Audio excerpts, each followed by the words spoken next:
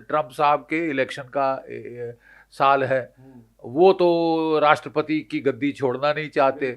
एक ही तरीका है उनके पास कि भाई अगर चीन से युद्ध छिड़ जाए तो वो कंटिन्यू कर सकते हैं फॉर थर्ड टर्म। तो चीन इसको देखते हुए, मद्देनजर रखते हुए कोई बड़ा पंगा नहीं लेगा, रह गया यही साल। तो जितना भी हम कहें कि साहब ये शांति का युग है, ये वो दैट इज नॉर्मेटिव, वो हमारी इच्छा है कि शांति हो।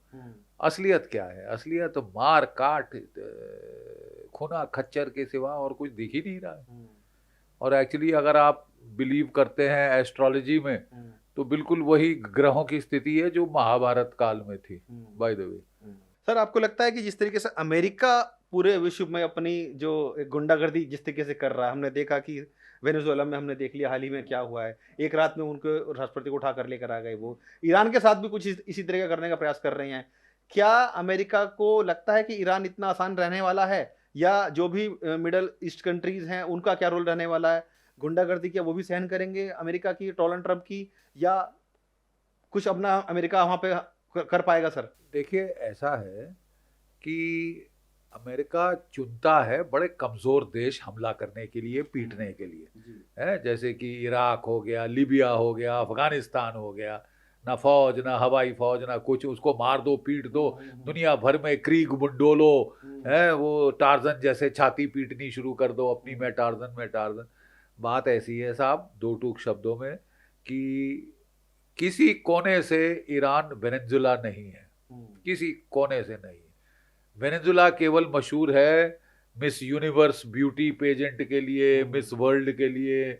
मिस वर्ल्ड, मिस यूनिवर्स उन्होंने बहुत पैदा करी हैं, ठीक है ना। योद्धा हमने कम ही देखे हैं। और जिस तरह से वो पैसे खा के CIA के लुढ़क गए हैं, और मादुरो को ले जाने दिया, ये कोई खास मतलब उनके बारे में बहुत ही मतलब डिसअपॉइंटिंग परफॉर्मेंस थी, ठीक है। लेकिन Iran is a different cup of T.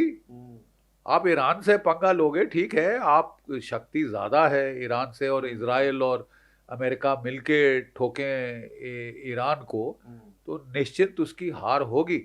लेकिन उसका फलसफा बड़ा सीधा है, वो कहते हैं हम जानते हैं हम हारेंगे, लेकिन हम तो डूबेंगे सनम, तुमको भी ले डूबेंगे, ठीक है, तुम्हारी हम ऐसी नुकसान पहुंचाएंगे। और देखिए, ईरान के पास 3000 मिसाइल, बिल्कुल सबसे ज्यादा जखीरा सर उनके पास, सबसे बड़ा जखीरा मिडिल ईस्ट में, और तकरीबन दुनिया में भी एक बहुत भारी जखीरा उनके पास है, ठीक है। इसमें हाइपरसोनिक मिसाइल्स भी हैं, क्रूज और बैलिस्टिक मिसाइल, जो कि आवाज की गति से 5 से 10-11 गुना ज्यादा तेज चलते हैं। पलक झपकते ही सब दुश्मन तबाह, और पलक झपकते ही तबाह, उनको रोक पाना असंभव है। यू नो, ना पेट्रियट रोक सकता है, ना थर्ड बैटरी रोक सकती है, वो थ्रू हो जाएंगे। और जब पिछले जून में लड़ाई हुई थी, तो ये बहुत कम लोग जानते हैं कि इजराइल के ऊपर कोई $50 अरब का नुकसान हुआ था। इतने एक्यूरेट थे वो मिसाइल, और वो रोक नहीं पाए। बख्शी सर, हम देख रहे हैं कि जो मिडल ईस्ट में, मिडल वेस्ट में जो हालात बने हुए हैं वो बेहद चिंताजनक हैं। कई नेशन आपस में आमने सामने हैं सर, तकरार बहुत तीखी बन चुकी है। चाहे हमने देखा कि अमेरिका पूरी तरीके से अपने पूरी फ्लीट्स के साथ वहाँ पे पहुँचा हुआ है, कभी भी हमला हो सकता है। सर, क्या वाकई में हमला होगा, या फिर गीदड़ भभकी देकर रह जाएंगे? क्योंकि जिस तरीके की ताकत ईरान शो कर रहा है अपनी, और बैकफायर करने को पूरी तरीके से तैयार बैठा है, क्या लग रहा है कि अमेरिका को ना को चने चबा सकता है ईरान भी? बिल्कुल चबा सकता है। और मैंने बताया कि वो कह रहा है हाँ साहब हम हार जाएंगे, हम तो डूबेंगे, तुम्हें ले डूबेंगे। देखिए, उसके पास 3000 मिसाइल्स का जखीरा है, medium range, short range, cruise, ballistic सब है उसके पास। और शाही ड्रोन्स हजारों हजारों, 80,000 के ज़्यादा तो उसके ड्रोन्स हैं। उसके पास कोई 3000 मिसाइल्स का जखीरा है, जिसमें tactical ballistic missile, cruise missile, medium range ballistic missile हैं। कई लोग तो अटकल लगा रहे हैं कि इंटरकॉन्टिनेंटल बैलिस्टिक मिसाइल भी हैं जो कॉन्टिनेंटल यूनाइटेड स्टेट पहुंच सकते हैं, तो वो कंफर्म नहीं है। लेकिन देखिए, वो जो अमेरिकन बेसिस है मिडिल ईस्ट में, उनको ठोक सकता है।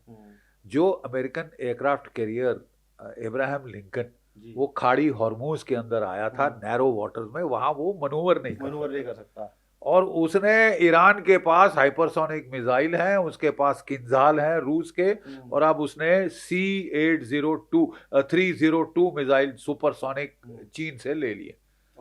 इनसे वो डुबो सकता है एयरक्राफ्ट कैरियर को, डिस्ट्रॉयर्स को। ठीक है साहब। एक एयरक्राफ्ट कैरियर पे 5,000 अमेरिकन नाविक होते हैं, आधे भी मारे गए तो डोनाल्ड ट्रंप साहब का पॉलिटिकल कैरियर खल्लास। सर बड़ी बात कह रहे हैं सर आप। Let there be no doubt, हाँ।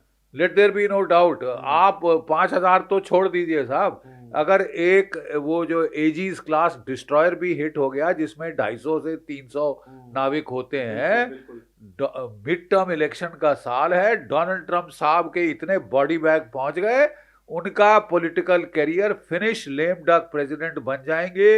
इम्पीच हो जाए तो कोई हैरानी की बात नहीं होगी।